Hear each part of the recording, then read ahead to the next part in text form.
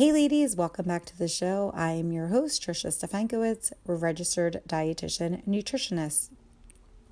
On our episode today, I wanted to talk about this topic that is kind of like a hot topic. I feel like lots of people are talking about it because, like anything, it always comes down to weight loss, especially in the diet industry that makes billions, like 70 some billion dollars a year. So the topic that we're going to talk about today is intermittent fasting. And we're going to talk about it because there's a lot of information out there about intermittent fasting. And part of this podcast is for you to become empowered.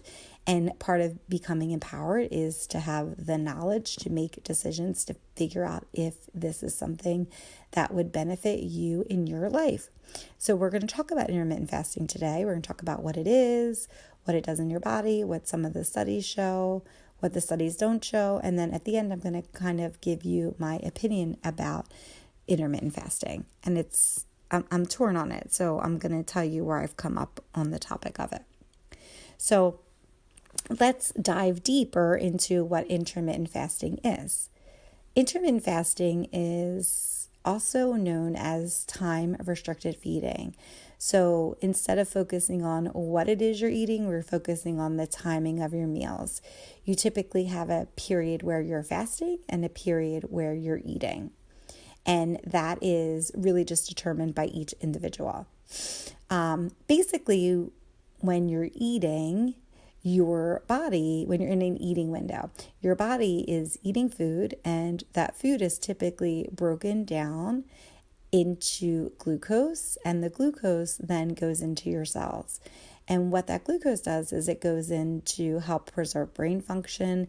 It goes in to help do any physical activity that you're doing. And it goes to a cellular level to make all the things happen in your body that need to happen in order for you to survive and breathe and be healthy. Any excess food that you've eaten, so say you've eaten the food, your body has used what it needs. Well, what it doesn't need, it will store in your liver and your muscles. And so it'll tap into that when you need it. And then the rest is stored as adipocytes or is stored as triglyceride in your fat cells. And there's a reason for that. You want it to do that. And so part of the reason that is that our ancestors were different than us. So now we're in a culture where we eat all the time, we're not as active, and we have lots of things that occupy our time. Well, back in the day, most people, their whole job in life was to try to figure out how they were going to survive. And so they had periods, our ancestors, where they would eat and they would have abundance and they would get all the things that they needed from that food. And then they would essentially store everything of the food that their body didn't need so they could tap into it for reserves at times when they didn't have enough food. And it was used as a way to adapt and survive while still being active. They were still able to get that energy from where it needed it in their body so they could continue to do what they needed to do to survive. So what happens is at periods when someone has decided that this is their fasting window, that they decide that because they're not eating, they don't have that glucose available to fuel their cells. So instead of having that glucose from the food, you're essentially tapping into the energy that's already stored in your adipose tissue or your fat cells, and your body's going in there to take that energy out so that your cells can get the energy that it needs to function. Your brain always needs energy. That's always the kind of that's like the priority, is to have that brain function. And so your body needs it. So you're not eating enough, or you're not eating during these periods of time so that your body can tap into the reserves of your fat cells, get the energy that it needs. And so it's also referred to as metabolic switching, because you're switching from eating to not eating. And once you're not eating or in this fasting state, you're tapping into these, to your fat cells to get the stored energy in there. And usually that's in the form of ketones. So instead of having glucose, you're having ketones, and that's what your body is using for energy. So that's what it is, and that's the history of it, is that's why we ended up doing it. Now, ways that people fast are very different. So there is three popular ones, although for religious reasons, people will fast during Ramadan and just during religious times that are usually not all the time. They just do it for periods and, periods of time during different seasons to do it. I would say the more popular ones recently have been, I'm going to talk about three of them. So one of them is called the Eat, Stop, Eat. So it involves that you're fasting for 24 hours and you're doing it for like once a week. And then you are going to eat the way you normally would eat the other days. There's the 5-2 method, and in this method, you're basically eating the way you normally eat for 5 days, and then for 2 days during that week, and they're not going to be 2 consecutive days. They're going to be like just 2 days that are not consecutive. You are going to eat just like 500 or 600 calories a day. So for 5 days, you eat, normally, and then you have 2 days where you're eating very limited calories. And then I think the most popular and the most doable for people, which is probably what's the most popular is this 16 and 8 method. And this is something that's done on a daily basis. So instead of, picking one day and then that you're fasting and then the other days you're not, you're eating on these days, but you have a fasting window. So for the 16-8 method, you will be fasting for 16 hours and then you eat for 8 hours. People do variations of this. It could be that you're fasting for 14 hours and you're eating for 10, or you're fasting for 12 and then you're eating for 12. And you're not eating during that whole time. It's just called your eating window. So, when we're talking about some of the research when it comes to intermittent fasting, one of the caveats of this is that it's difficult to tease out which method somebody did because there's lots of different methods that people use when it comes to intermittent fasting. It's not applying one thing. It's not implying that it's a 16-8 method. Although the 16 and 8 is the most popular, there are other ways that people use to fast. So I think sometimes in the literature, it's all lumped together as one, but in fact, there's different things that are happening. So I want to talk a little bit about the whole research when it comes to intermittent fasting. So why I decided to talk about this is I was listening to something and they were touting all these really great things with intermittent fasting and that there wasn't really anything wrong with it. Or not that there was anything wrong with it, but it was for everybody. So that's what I was kind of diving deeper into. But what I think the research really shows, and this is what I want to talk about, is that different kinds of fasting may lead to different results, right? So a lot of times the intermittent fasting literature is being lumped together as one, but it's hard to tease out what method people were doing. The other thing is that most of the literature up until recently was done on animals, so typically mice. It's easier to have fasted mice than it is to have fasted humans. So a lot of the literature was done on mice. And so now what they're trying to do is extrapolate that literature and put it into humans. When it comes to human research, a lot of the previous literature was done on longevity studies, and we knew that there was some link between increased longevity and this idea of intermittent fasting. So I just want to kind of really put everything out there for what's really happening. So a lot of the newer studies that are out are basically smaller studies. They're based on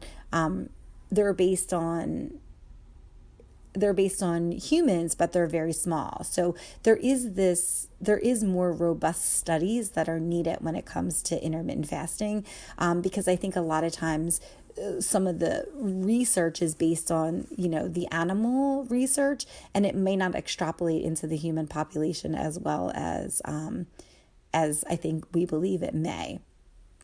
And then more recently, I think a caveat of this too, as I'm talking about this, is that there's research every single day when it comes to intermittent fasting. As I was doing this, every day there's something else that's coming out about it. So it's an ongoing topic because I think it has really started to become something that is popular for weight loss.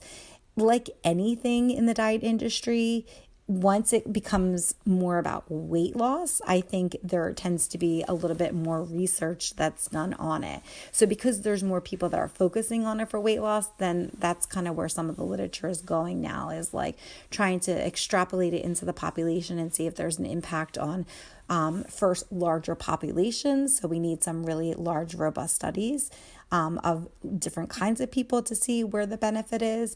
And then also, just kind of being able to see what it does in terms of actual weight loss and in terms of what it does to different disease states.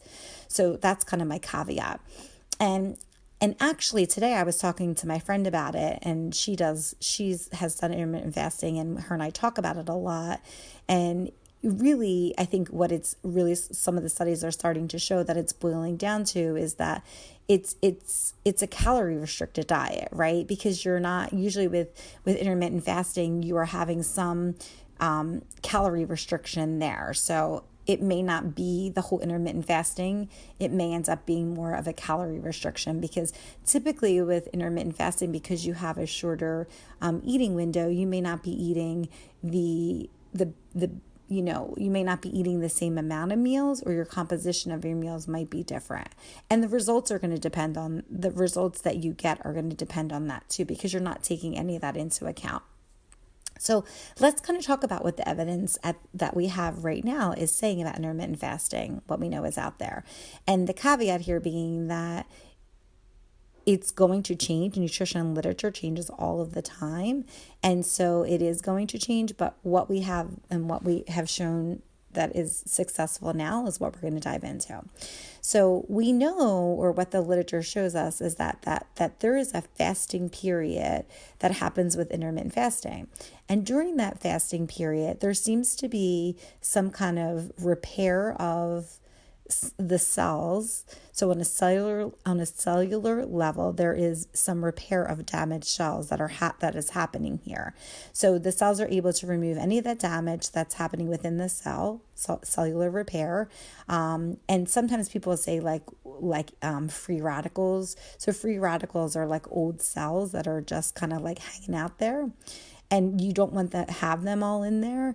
And so with intermittent fasting, it seems to be that there is a period with fasting that your body is able to kind of remove the old cells and get rid of the damaged proteins and cells, so that your body is able to undergo this cellular repair.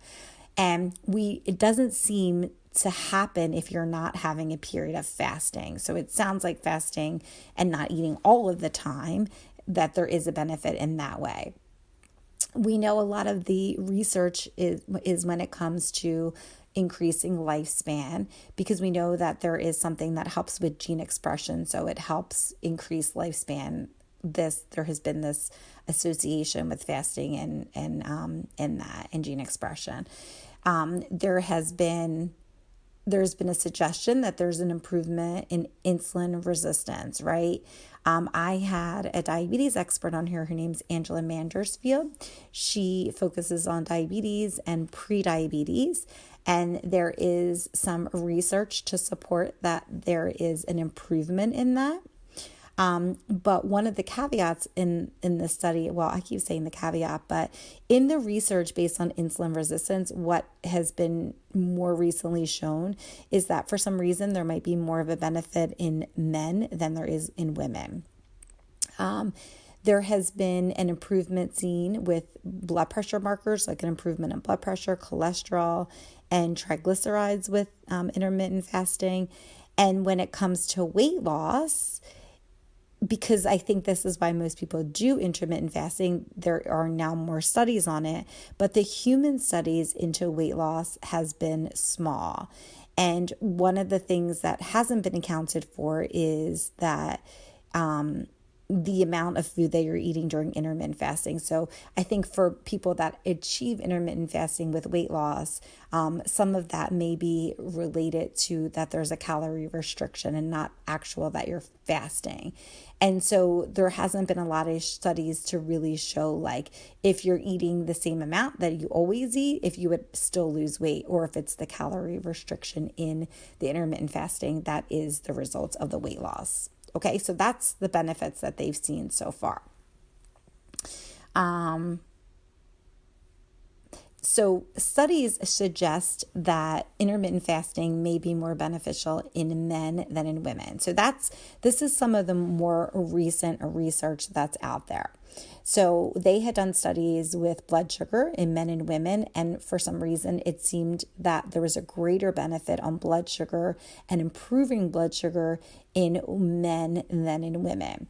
I have a friend who did intermittent fasting. She probably didn't need to lose weight, but she did lose weight with intermittent fasting. And she thinks it's because she was eating less. She was only eating probably 2 meals, and she wasn't eating as many carbohydrates as she was previously. She went on intermittent fasting not to lose weight, but she went on because she was trying to control her prediabetes. So she lost weight on intermittent fasting, and the whole reason why she was doing it was to improve her hemoglobin A1C, which did not improve by doing intermittent fasting. So I think that there is, again, more of a benefit seen on improvement in blood sugar numbers in men than on women, and they think that might have something to do with like hormone levels with women. So again, I think there's some research, there's not a lot of research in general when it comes to intermittent fasting. So I think that, for her, she was really disappointed that she felt like everybody was telling her, like, it's going to be great. It's going to help me improve my hemoglobin A1C, but she did not have that experience. One of the things with intermittent fasting is that if you are somebody who is either trying to get pregnant, it can be tricky because they think that intermittent fasting, there may be some impact on menstruation. So it may lead to infertility, or you may not be getting your period as often as you previously were. And that might be caused by a calorie restriction. So you may not be eating enough calories if you're intermittent fasting to be able, especially if you're losing your period, that you may need to eat some more calories in order to not have that calorie restriction so that you can get pregnant. Now, the big thing that they don't really know about yet is they think that there might be this difference between men and women when it comes to intermittent fasting. And they think it might have something to do with reproductive hormones. And so there's going to be a lot of studies that are needed to look into this. So some of the concern was that there may be a decrease in reproductive hormones, or there may just be so many variations in women's hormones that might be why intermittent fasting may not work as well in women as it does for men. Or maybe it will, they don't really know yet. Like, will it be different if a woman is postmenopausal? They're not really sure. There was a study that I did read, and again, it was a very small study of women who did intermittent fasting, but their fasting window or their eating window, so they could only eat like 4 to 6 hours a day. And what they found was that there was some concern that maybe there was a decrease in the egg quality of the women who were fasting during, who weren't eating all the time, who were only eating 4 to 6 hours a day. And so some of that was, there was some question in terms of fertility there. But what they weren't able to really identify was if the women lost weight, if that would improve their fertility, so it was like kind of this whole thing like, hey, maybe you have a decrease in egg quality and maybe the function isn't that great in your eggs, but if you lose weight, then that overrides that. There wasn't really any conclusion in that. One of the other things that I saw out there in the literature was that intermittent fasting may disrupt estrogen balance. So for women who are trying to conceive, it may lower fertility. And for women who already have low estrogen from, because they're postmenopausal, someone like me or maybe someone like you, that it may also lower estrogen even further. When you're in menopause, your estrogen levels are low. And so they were concerned that intermittent fasting, again, I don't really know what intermittent fasting they were doing in these studies because, again, they're all linked together. But maybe that would also lower estrogen levels further in postmenopausal women. So we don't really know at this point in time if there's a harm on like any reproduction when it comes to women, and if there's a benefit with women when it came to decreasing hemoglobin A1C levels. So what I think most of the guidelines for women were like would be to do intermittent fasting for shorter periods of time and not for as many days if you did something, depending on what route of intermittent fasting that you were doing. So what does intermittent fasting look like? Like, what can you eat when you are in a fasting window? Well, typically in a fasting window, you're able to have water, coffee, unsweetened tea, and seltzer. So you can't have, you can't have anything with artificial sweeteners in it. You can't have like sugar-free products because some of those products will break your fast. So it's very limited. Water, coffee, unsweetened tea, and I would say seltzer. So why do people like it? Why do people like intermittent fasting?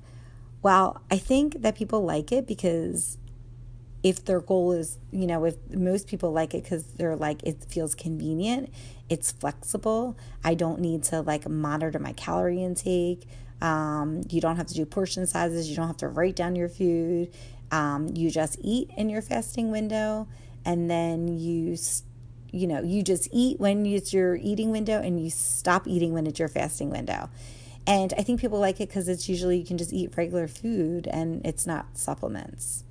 And why people don't like it is that there's some side effects. So people feel really hungry. They may have headaches and mood swings. That's what has happened to me when I have done intermittent fasting.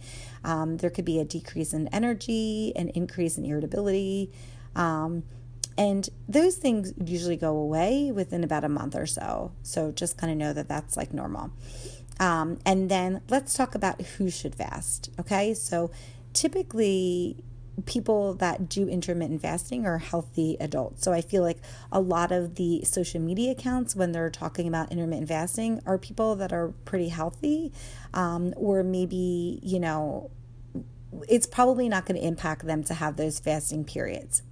But who shouldn't fast? That's probably what we really should focus on.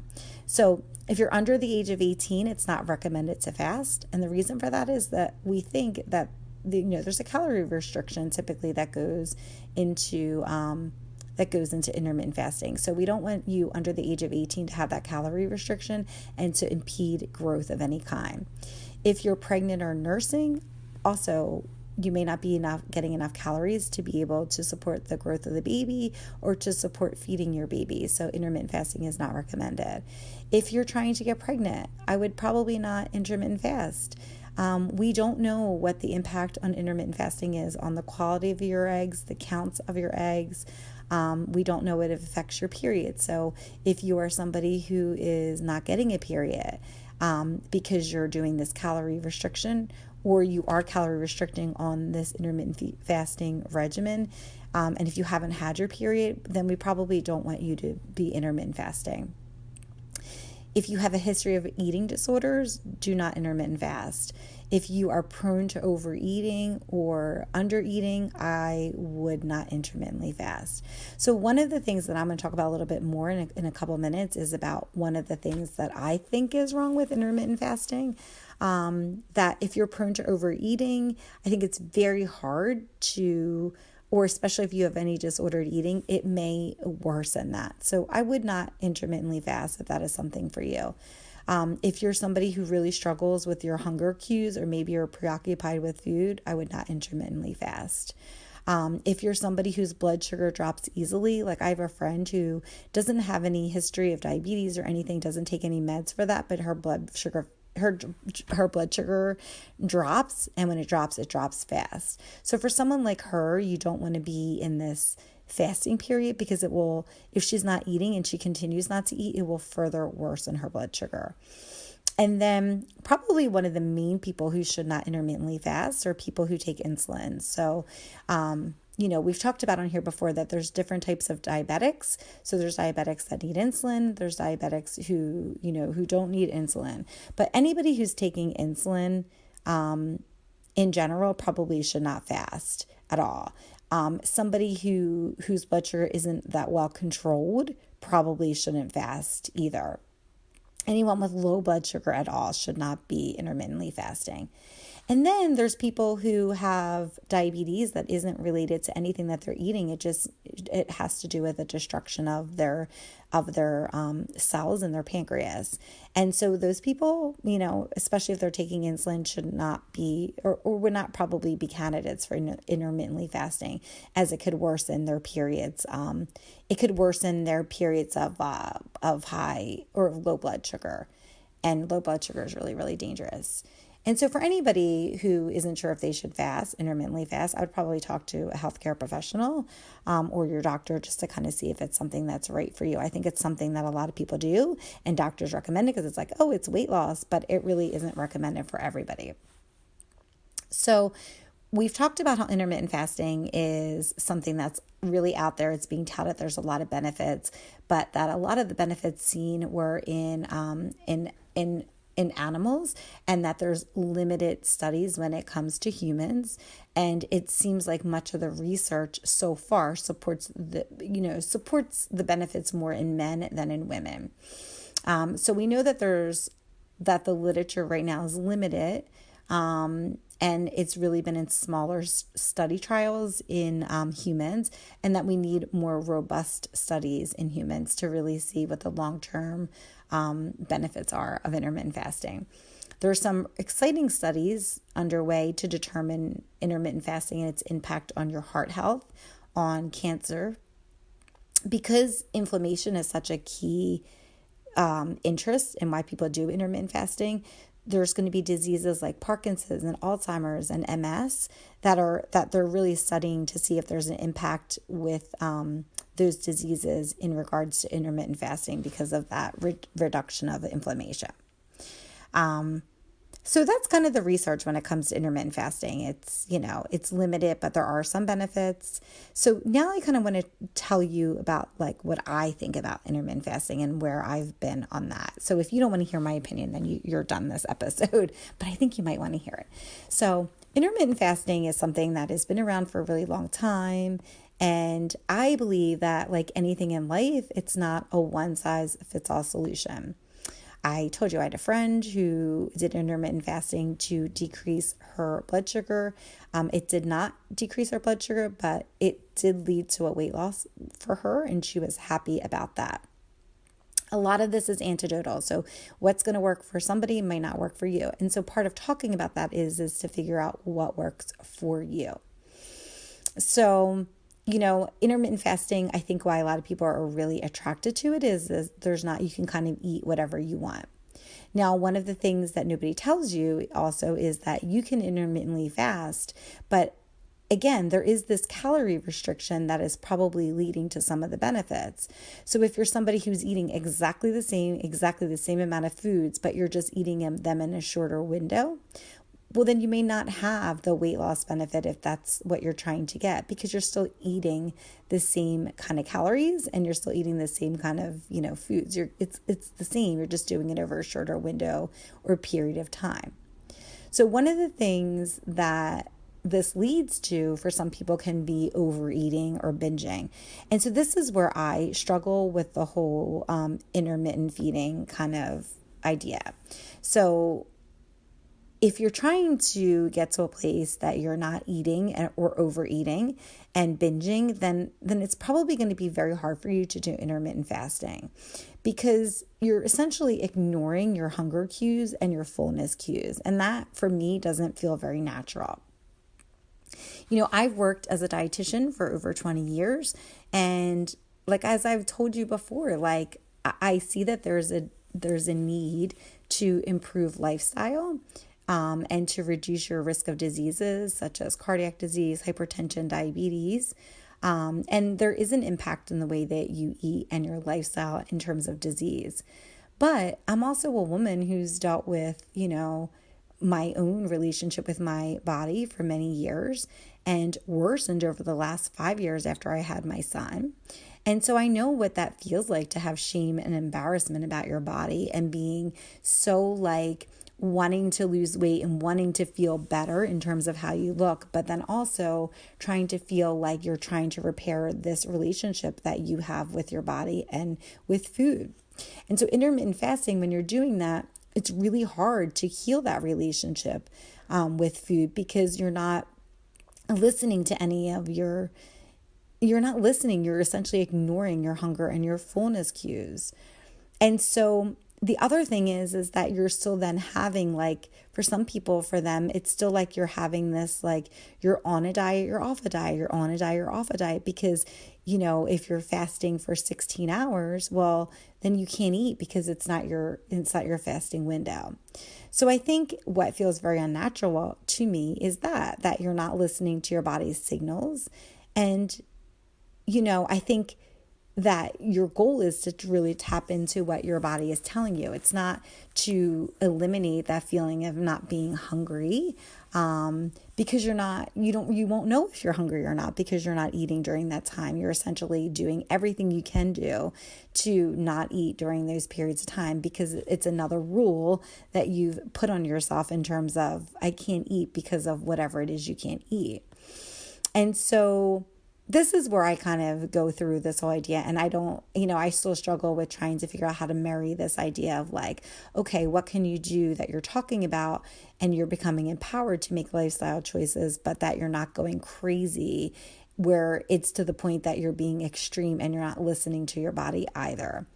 And so I see some of the benefits in, I've counseled women who would do this thing at nighttime where they would eat a lot at the end of the night. So it was almost like this way, I think, like their hormones were kind of taking charge. And that's what happens. We know this is what happens, especially as you go into menopause, that it's going to be, you're going to be craving things that are going to be probably out of alignment in what it is that you're trying to do in terms of your health. And so intermittent fasting may provide kind of some insight into, like, oh, okay, I can't eat right now, but it might provide you with this thought of, like, breaking a habitual habit that you're doing or a pattern that you're doing that maybe isn't serving you, right? So I think that's in one case, like, oh, I'm eating all night and I'm eating, but I'm not really hungry. So intermittent fasting might be like, okay, well, I'm not going to eat during this window. And then maybe that will help with that, right? Maybe it'll help you with that behavior. But at the same time, I think what it's ultimately going to come down to is trying to figure out if you're hungry or if you're starting to feel full. And I think sometimes with intermittent fasting, it's really hard to tap into that. And it may actually promote you overeating, and it might even provoke binging for some people, even if you feel like you've been recovered in terms of if you've done that in the past. So I think what it comes down to is we're talking about intermittent fasting because it's something that's out there, but ultimately you need to figure out if it works for you. I think for me that it isn't something that I want to do at this particular time because my focus is on healing my body. And for me, it feels like intermittent fasting is the opposite of what I'm trying to achieve. And so you don't have to do it, even if everybody else is doing it. I have a brother who does intermittent fasting and loves it, and him and I would talk about it, and he has a lot of benefits. And by the way, he might be having more benefits because now, as the research is showing, that it might be more beneficial for men because of that, that there's not that hormone component in there. But I've always been so resistant to do it, and I've tried it during different times.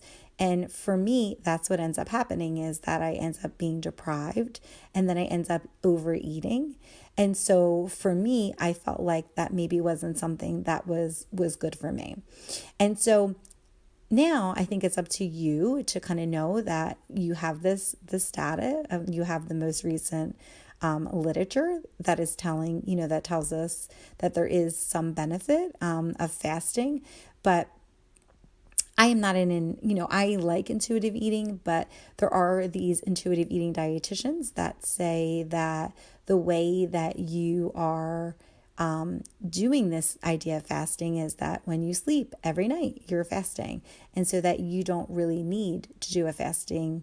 You don't need to have periods of your day when you're fasting. And so I think you have to figure out in your life what works for you. If you find yourself that you're up, you only sleep like maybe 5 hours a night, and you find yourself up at periods of the night and you're eating, but maybe you're not even hungry, then maybe intermittent fasting would help you break that. I've had clients that do intermittent fasting, and some people like it, and some people feel like it worsens any of their disordered eating that they're doing. So, again, intermittent fasting is not something that you have to do.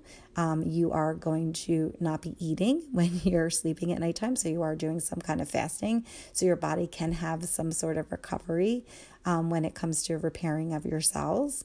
But really just trying to figure out if this is something that would work for you. I've decided for me, it is not something that will take precedence in my life, and I'm trying to heal that relationship with my food, and so I will not be intermittently fasting. So I wanted to give you some information today, and hopefully this will help you. If you have any questions about intermittent fasting, you can certainly reach out to me. My email is info@triciard.com. And so, like anything, you just have to figure out what works for you. You don't have to go through like what everybody else is doing. Just because everybody else is doing it doesn't mean that it is right for you. You may have periods in your life where you feel like this does work for you, and other periods where you're like, yeah, I'm not ready to do that anymore, or it feels too restrictive. So ultimately, like, you know your body better than anyone, and you know what is right for you. And if intermittent fasting isn't right for you, well, I'm right there with you. Okay, so the more important thing here is to be able to do what you feel like is sustainable for the longer period of time that doesn't feel like you have to be on something and off something, because ultimately the goal here is that this can be a lifestyle change for you and that you don't feel like you have to hop on the diet bandwagon. So I hope this helps clear up some questions about intermittent fasting for you, as there will no doubtably be so much information that comes out. So at some point you may need to save this episode and come back to it as the literature, comes out, and you're like, maybe I should do it. But if you can't do it or you don't want to do it, that's perfectly fine. I'm right there with you. So I hope you have a great week, and I will see you guys back here next week, where I'm going to probably talk about another week. I'll talk about this whole like eating and different things that are out there in the world, just so we're talking about it. But and then I'm going to kind of stop and just kind of start going back to some of our normal topics. So I hope you have a great weekend, and I will see you guys back here next week. Bye-bye.